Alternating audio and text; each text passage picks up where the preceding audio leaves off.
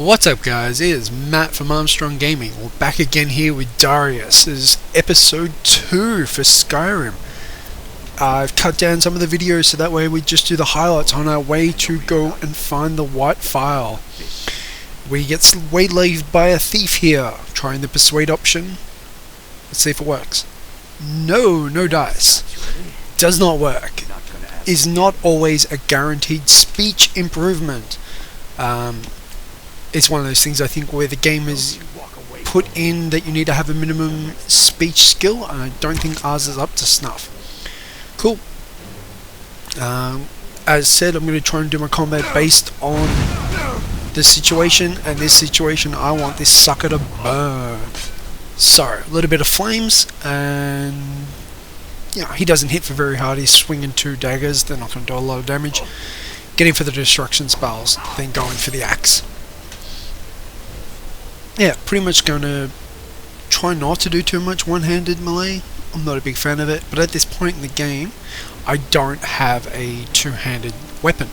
I managed to pick one up a bit later on, but I've cut that out of the video. Steel battle axe, and then we pick up a ancient Nordic warhammer, which is kind of nice. They do like double the amount of damage of any one-handed at this point in the game, and they're worth it. Alright, so there's also iron sword there, great iron sword, which I pick up on the way back through if memory serves. But yeah, pretty much I'm going to go through this entire dungeon as much stealth mode as possible. Stealth mode for these sorts of things is very important. Sneak is a wonderful skill in this game. Adds to damage, lets you get the jump on the opponents when you're ready. And as you can see, I just take down that wolf with 1 shot. Like, usually at this point in the game it takes me 2 shots to take down a wolf, but because of that ×2 modifier from sneak attacks,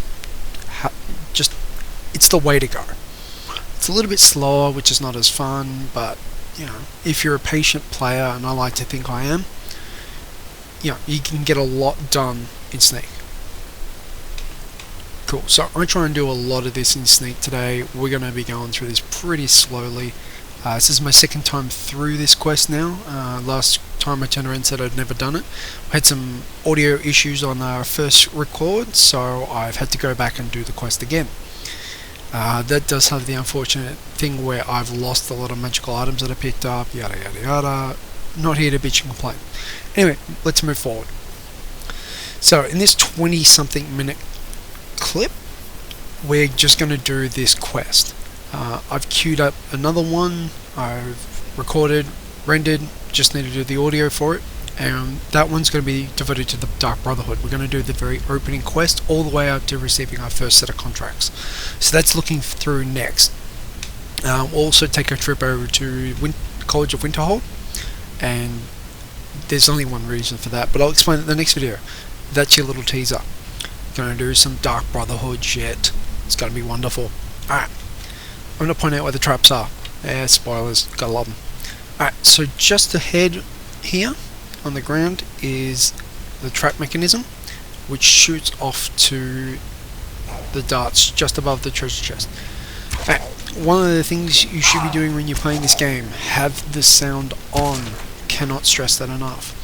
The pattering of footsteps, especially when you're not moving, indicates that there's someone around a corner close by. I was talking over it this time, but you can hear footsteps, and that's pretty much how I get around in this game. There is another tactic that I use to try and find where people are, and I'll use it in just a few seconds. With archery, remember, lead your target. You want to be shooting to where they're going to be. So when the target is moving down and he's coming to you, shoot a little bit before where he comes and he'll walk into it.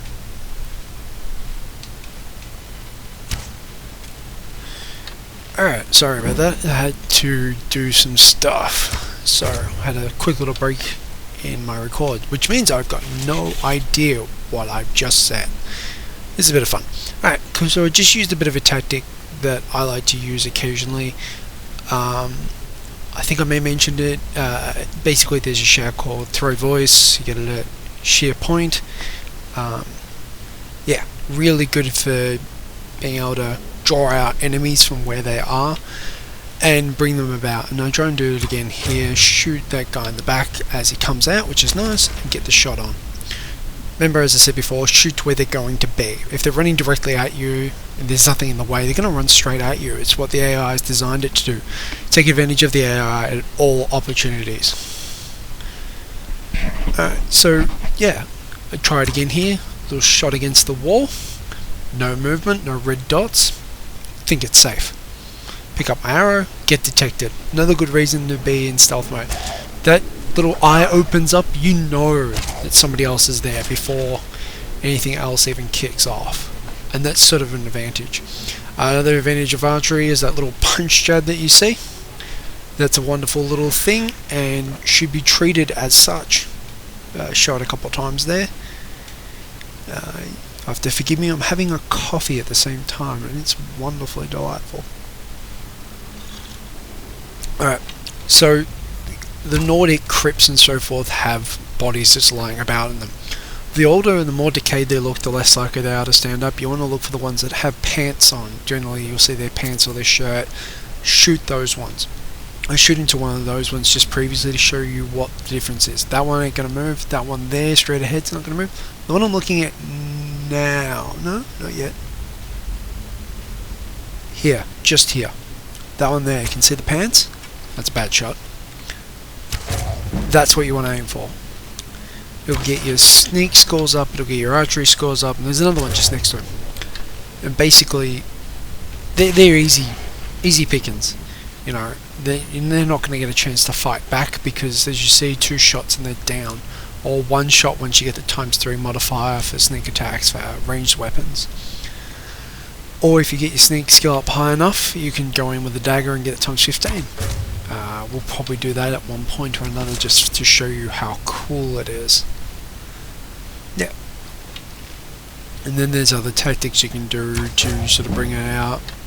As you can see, my sneak increased from that attack, and that's because I was sneaking beforehand. Made him an active character, and then that meant I could sneak by him, yada yada yada. Oh, coffee, love ya. Alright.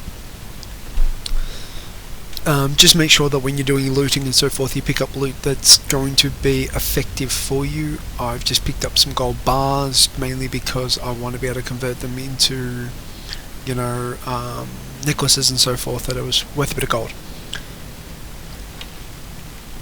That'll increase my smithing. Alright, so on the ground here you can see the next set of traps, and when I kill this guy I'll show you what they do. He lands on the trap and it shoots fire up, and as long as the trap is being pushed down, the fire is shooting, and his ankle is literally barely touching it. Yep. Just keep an eye out for these guys. They're really easy kills, but if you don't look out for them, they can get on top of you really quickly. And that's sort of what you want to try and avoid, especially when you're trying to do some level of stealth. Like, stealth doesn't need to be your main thing, but I believe that all characters should not actively avoid stealth. Another trap in the ground, that's the 3rd of them. Easy jump over it, and away we go. When you get your stealth up, you can tumble while in crouching mode. Tumbling through that would also be a benefit. Alright, so these were the potions I was talking about. Just before the next little area, we go through a little load screen and so forth, which I've cut out. And just pick up these little bits and pieces. Forget the linen, get the silver ingots, sorry.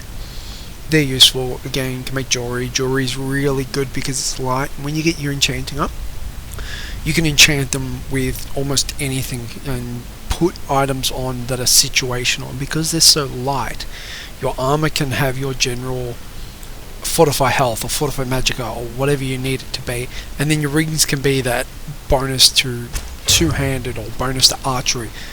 And then once you got your enchanting to max, you can do both of them on the same one, so that way you don't need to switch rings. And with a couple of mods that I've got, one puts left-handed rings into the game, so you can have a ring on each hand, which, you know, effectively doubles whatever you could do. So it's really good. You can also do carrying capacity and so forth like that, which if you get into a tight spot and you're carrying a lot of stuff and you don't want to get rid of it, you know, You don't see me do this a lot because I cut it out of the videos, but I'm visiting vendors every opportunity. If I enter a town, I visit my blacksmith vendors. I sell whatever I do not need. I generally try and keep my weapon options light. This isn't Oblivion. In Oblivion, items took damage. When they took damage, they break, and you can't use them. And that could happen mid-combat. So you had to carry multiple weapons on you. This isn't like that at all. You can get away just carrying one. Alright, so we got a Restless here. And that just sort of is a much more difficult guy. So I'm going to go to my stock standard magical attacks, which is Flame and Heal at the same time, until I run out of magic. Unfortunately, that happens a lot. What I'm going to flick over to here is my items, because I haven't favoured them properly, and put on the Nordic Warhammer. Pretty much one hit kill from where he was.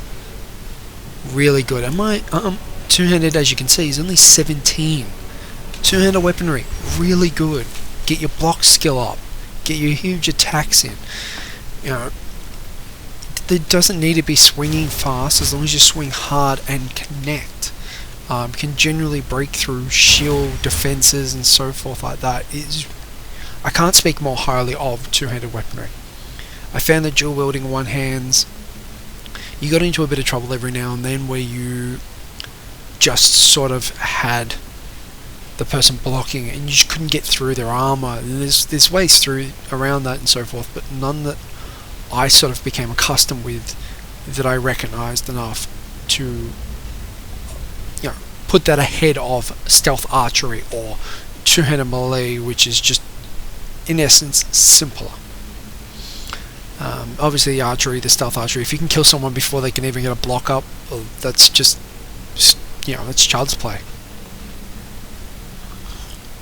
Alright, so we're about halfway through this video. Remember to hit that subscribe and like buttons and all that sort of stuff. And those things are important. I am looking for new subscribers every day. Don't forget to follow me on Twitter, at Twitter/Armstrong Gaming. Jump on the YouTube. You're obviously on the channel already, or you've seen it. Hit that subscribe button. It's really important to me. I'm trying to get off the ground here. Cool. This is one of those wonderful things where stealth is your best friend. The little eye icon is only barely up, and my stealth is increasing because he can't find me at the same time. I know approximately where he is. I put 4 arrows into him, all with sneak attack bonuses, and that was another Restless one. He didn't even move towards me. Cool, so we're going to see some more potions just over here. This is one of the benefits of being in third-person mode. You know, those familiar with, you know, shooters like Gears of War and so forth will notice what I mean when I say, you know, third-person mode. This is sort of one where you can see over the top of the character. Third-person shooters and so forth. It's good because you get a wider view. Wider view means that I can spot out of the corner, for example, those potions. Alright, so we've got 2 Drogur here. Get another bonus to my archery. I'm going to go my steel battle axe. It's not as good as the Nordic Warhammer. It's 2 points less. I like it more. Here's a couple of the blocks. You can see how much damage I'm taking from a block still. Blocking doesn't absorb all of the damage, but it significantly reduces it. One of the reasons why I'm blocking and not all out attacking in that field, got to get my block skill up. Got to get it up. But at the same time, I realised that I was in control. It was 1-on-1 instead of 2-on-1. And I knew I could take a couple of hits. I've still got some potions. And you're about to see something that I didn't notice when I played through this the first time. You can see in the top right hand corner occasionally when I swing around. You can see there the spikes. Oh, trigger a trap. That's the 4th one. I didn't even know that was there. Oh, this, as I said, this is the second time through. Expert door here, in my opinion, wasn't worth it. Cost me like 2 lockpicks and gave me a small amount of gold and a gun. Yeah, it wasn't worth it. If you come up against it, save your game before you do that. Probably not worth your lockpicks this early in the game. Alright, so we're wandering into a couple of the last rooms now.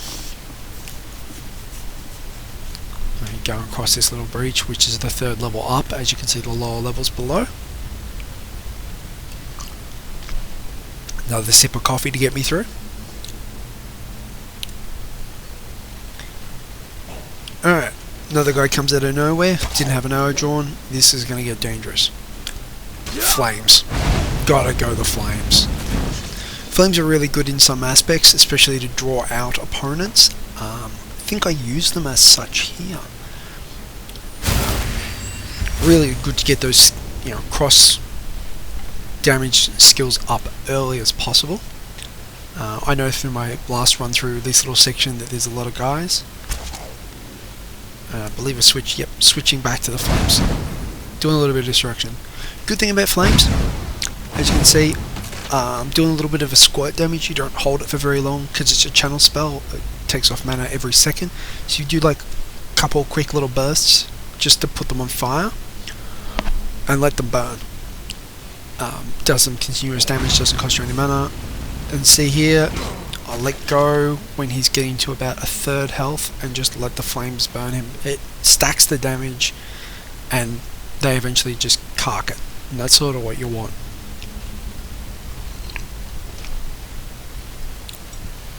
Alright, so I know there's another guy up and about. I can hear him do a little squirt, opens the eye.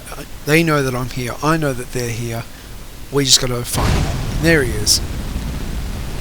Get some damage on him. Run out of magicka. It's okay. Let him burn a little. He's not moving for some stupid reason. The AI is a little messed up.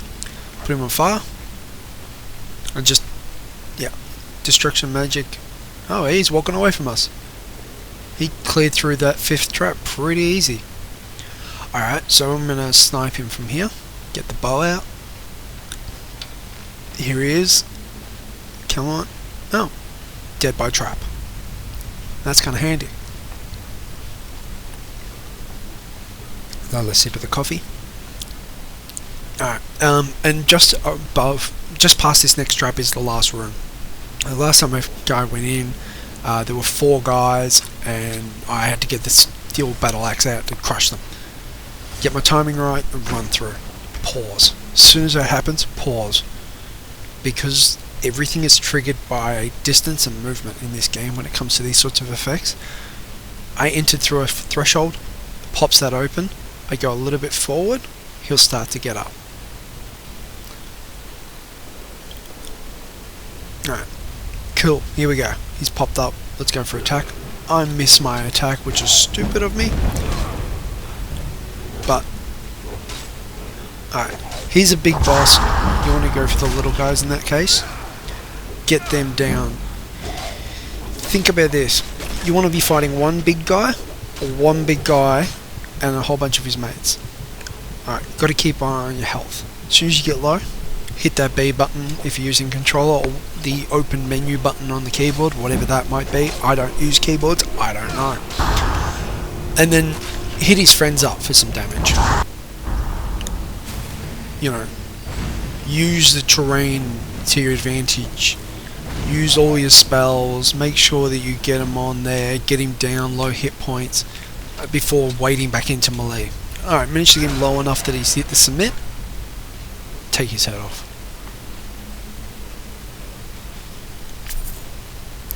So I always try and take his followers out first. I find that if I'm taking less hits, less damage comes across. Yes, the big guy's up. Yes, his big magical weapon is up. Here we are, we're going to get our first word of power in the game. And it's kill, marked for death. Not my favourite of all the words of power, but look, this early in the game, I'm going to take it. So yeah, grab a whole bunch of new weapons, grab myself an orcish bow, chuck that on the favourites list. It's better than the imperial bow that I picked up just before this. And early on in the game, you're going to be changing over your weapons a lot. We activate the little stone with the little alchemist vial that we were given by the guy who gave us the quest. We pick up the vial. Cool, picked up the vial. And because this is an alchemy quest, there's a whole bunch of alchemy equipment. Pick up all the potions, pick the bowls up. Let's not finesse around this. I'll just drop the bowls later on. Cool. So